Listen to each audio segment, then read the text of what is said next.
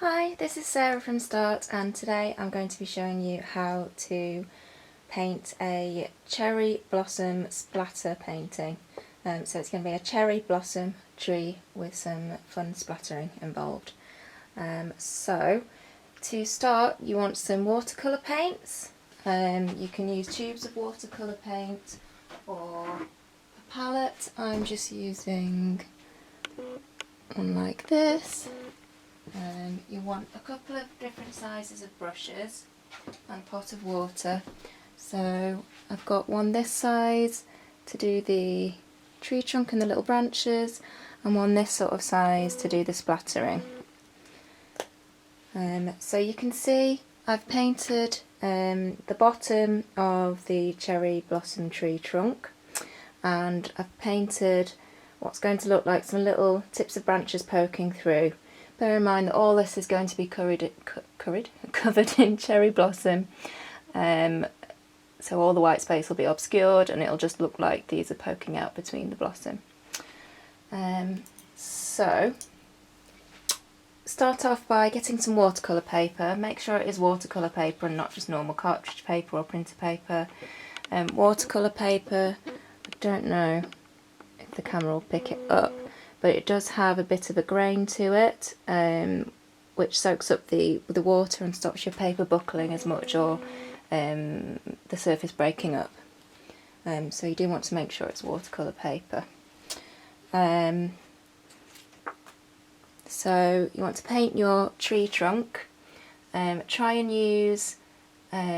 mix up a brown rather than just using the brown straight from the palette to make it a more natural brown. So to show you what I mean, if I was just to use this brown straight from the palette, it's really quite orangey, so I added in a bit of black to it to get that nice brown. So once you've painted your trunk and branches, you want to let that dry a bit. While you're waiting for it to dry, you want to mix up your cherry blossom colours. So you want 3 distinct colours for your blossom, and because this is watercolour we're going to work dark to light. So you want a purpley pink, a coral pink, so kind of orangey pinky red, and a light pink or baby pink. So for all these you want to add in a bit of white to them, which is unusual in watercolour, but if you can, if you've got it in your palette, add in some white, because we want these to be pastel-y pinky colours. You also want to mix up a good amount, because we're going to be doing lots of splattering and you might kind of lose your flow a bit if you run out halfway through and have to mix some more, and also you might not mix quite the same colour. So mix up a really good amount to start off with. And then when you've got your colours mixed up, so I've got mine mixed up here, to help control the splatter and make sure that it doesn't just kind of go everywhere and obliterate everything, what I'm going to suggest is using a paper mask. So I've got some orangey sugar paper here that I'm going to use to frame certain sections of the tree before I splatter. So I'll show you how to do that. So you want some scissors. Let's grab some. And it's a really rough mask, so you just want to roughly cut out kind of the shape of where you think your blossom will want to be. And I can see that probably wants to be bigger. And what we're going to do is move the mask around, so don't worry, it doesn't need to be too precise. It's just a bit of a guide, really. Let's try that. No, it still wants to be bigger. A bit more off over here.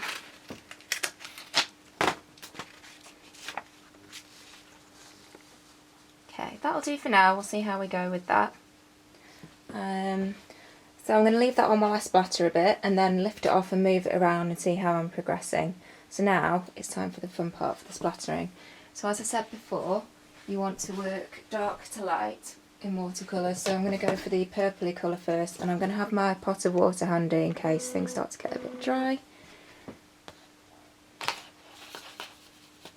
I've got the purpley colour now, and then there's a few ways of doing the splattering. You can tap your brush on another brush, but I find that's a bit uncontrolled. I just prefer using my index finger to tap. So you want to tap about centimetre, 2 centimetres down from the ferrule, the metal bit there. Okay, so here goes. You can vary the distance that you hold your brush away from the paper as well, and see if that makes a difference in the effect you get. Okay, so this is the purple colour going on now.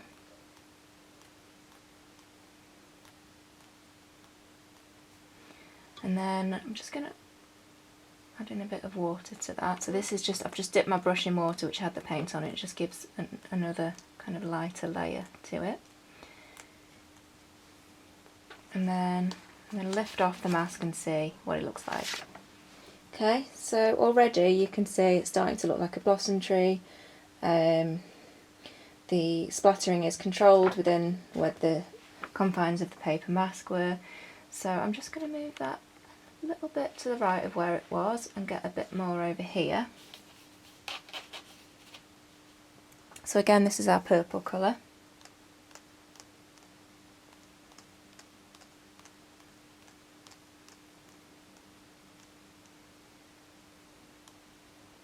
And do a little bit more. And then again I'm going to dip it in the plain water and then just do a few really splashy watery ones. And let's have a look at that now, see how it's looking.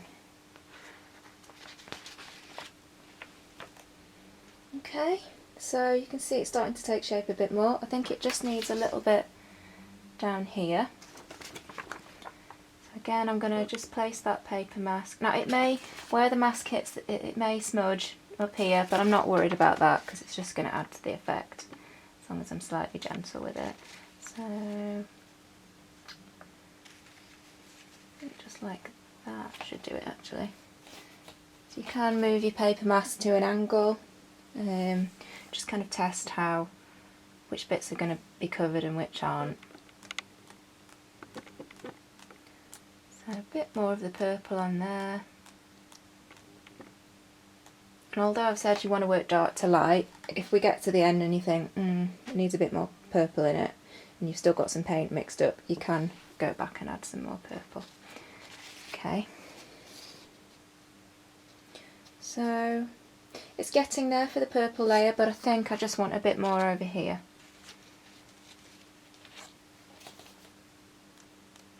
So again, I've moved the mask a bit to let a bit of the paint splatter over here.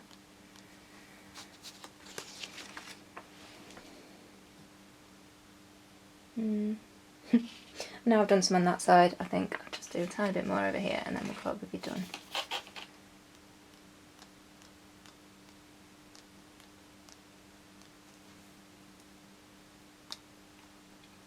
And for a bit more force you can use your other hand to give it a really good whack as well.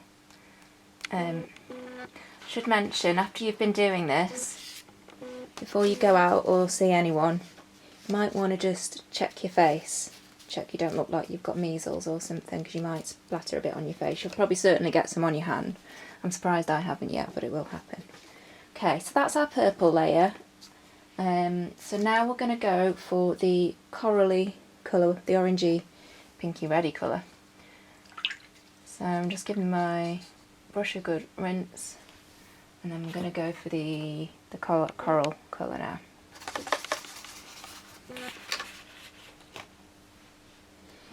And I'm going to pop my paper mask back on, like fairly central-ish.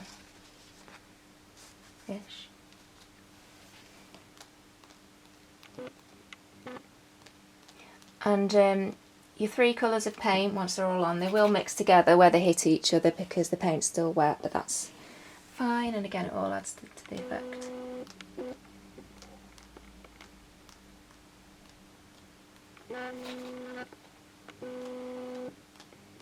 like I did before, I'm going to get a bit of the plain water and just give that a good old splatter too. Just adds a bit of dimension to it, having the different consistencies of paint. Okay, so let's have a look. So that's looking quite nice now. Again, I'm going to move my mask a bit lower, get a bit down here. And towards the end I like to remove the mask completely and just do a bit of freeform splattering, and because it kind of looks as if the wind's blowing the blossom off, as it does in sort of mid to late spring, and maybe some scattered on the ground. You could as well, when you're doing your trunk, you could do a bit of ground, so that the tree doesn't sort of look like it's just floating off in space, but that's up to you really.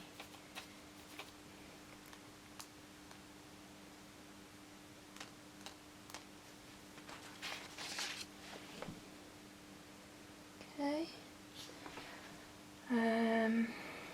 maybe a bit more up here.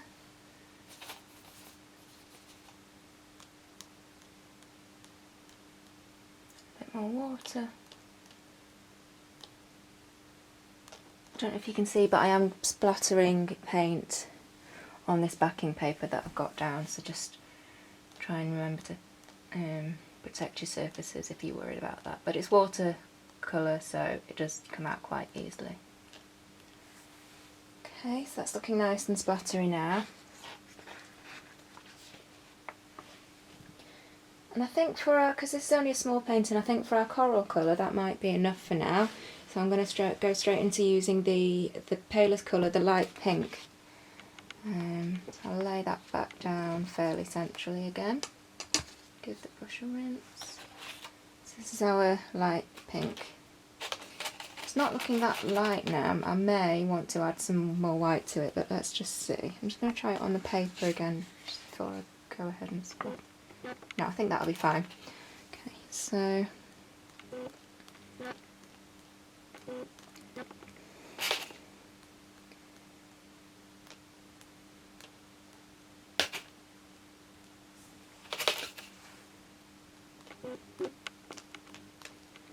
look at that.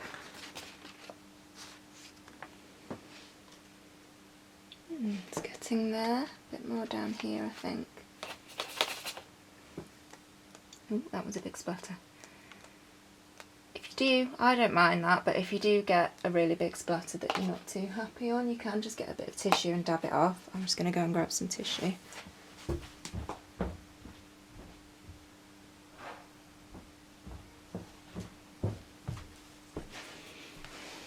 So you can kind of get a bit of tissue like that and then just use it to get rid of some of that paint, just for a more subtle effect. That's only if you want to, it didn't really need it. Okay, so let's splatter some more. And what you're aiming for is to get some quite dense areas of splattery colour, so that it doesn't look like these bits of branches that you painted earlier are just floating off on their own. Looks like they're buried in the blossom. Okay, so now I'm going to leave the paper mask to one side and just do a bit of freeform splattering. And I may want to add in some splattering in different colours if I've got any left as well. So now there's no mask, it can go anywhere really, so we'll see what happens. Yeah, so there's a bit going down there, but that's fine, it just looks like the wind's caught it. And again, I'm going to add in a bit of water to really get that paint moving around. You don't want to pick this up while you're painting because it's watercolour and it's quite wet and it will run and it'll look like it's raining. So you can get nice effects from picking your paper up and moving it around in watercolour, but for this one we won't do that. So I've got a tiny bit of the corally colour left, I'm just going to do a bit of freeform splattering with that. And a little bit of the purple.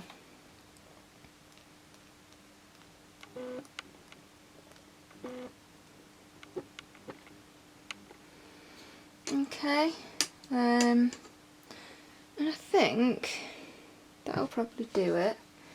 If you want, if some of this white space is bothering you a bit, you can get a brush, or maybe a smaller brush than this, if you want to be a bit more delicate. You can get your brush and just help the paint to move around a bit, but you don't want to do much of this because you don't want to lose that overall splattery effect. I'm sorry, my cat is coming to help. I don't know if you can see him there. That's not for you, Diego. Thank you. Joys of working from home. So, like I said, you don't want to do too much helping with the brush because you'll lose that overall splattery effect, but just to help it along a bit. And you can see those branches, those tips of branches that I painted in earlier are pretty much obliterated now. There's just a suggestion of them there. And then finally, you might just want to, with a bit of brown, or maybe, I think a bit of green actually. Let me just grab my palette. So with a bit of a kind of natural green colour. So by natural I mean not too bluey, not too vibrant, because it'll look really artificial. This is just a little, it's a bit of that green, kind of a leaf green with a bit of the brown. I'm just going to do a suggestion of some ground,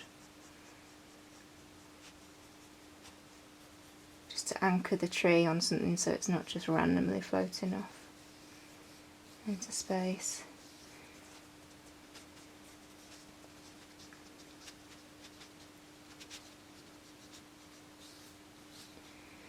And then finally, you could, now we've got some ground, you could do a bit more splattering, flicking of paint down here, as long as that's dry and it's not gonna, see, it's not really dry. We'll see how we go.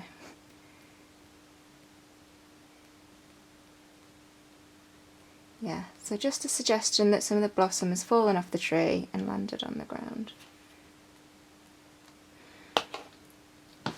And I think I'm about there, so I'll just, if I can lift it up without ruining it. So you can see as I've lifted that up, the paint is moving around, so you do need to be a bit careful. But there we have it, that's our Splatter cherry blossom tree in watercolour. Thank you for watching.